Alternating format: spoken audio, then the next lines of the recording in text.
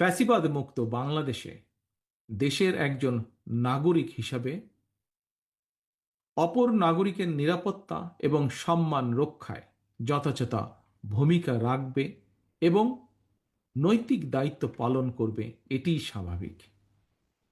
তবে শারদীয় উৎসবকে ঘিরে ফ্যাসিবাদী শাসন আমলের মতন কেউ যেন কোনোরকম সাম্প্রদায়িক পরিস্থিতি কিংবা নিরাপত্তা বিঘ্নিত হওয়ার মতন কোনো অপচেষ্টা করতে না পারে, সে ব্যাপারে সতর্ক এবং সজাগ থাকার জন্য আমি দেশের আইন শৃঙ্খলা রক্ষাকারী বাহিনীর প্রতি আহ্বান জানাই।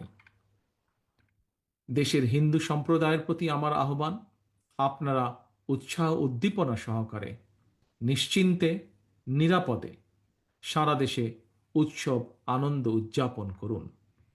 সৌহার্দ্য সম্প্রীতির বার্তা ছড়িয়ে দিন।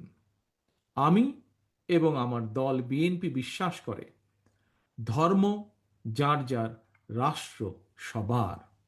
ধর্ম যার যার, নিরাপত্তা পাবার অধিকার সবার। সবশেষে আমি আবারও আমার এবং আমাদের দল অর্থাৎ ধর্ম বর্ণ নির্বিশেষে বাংলাদেশের গণতান্ত্রিকামী মানুষের দল বিএনপির পক্ষ থেকে দেশের হিন্দু সম্প্রদায়ের প্রতি আবারও শারদীয় দুর্গাপূজার আন্তরিক শুভেচ্ছা জানাই।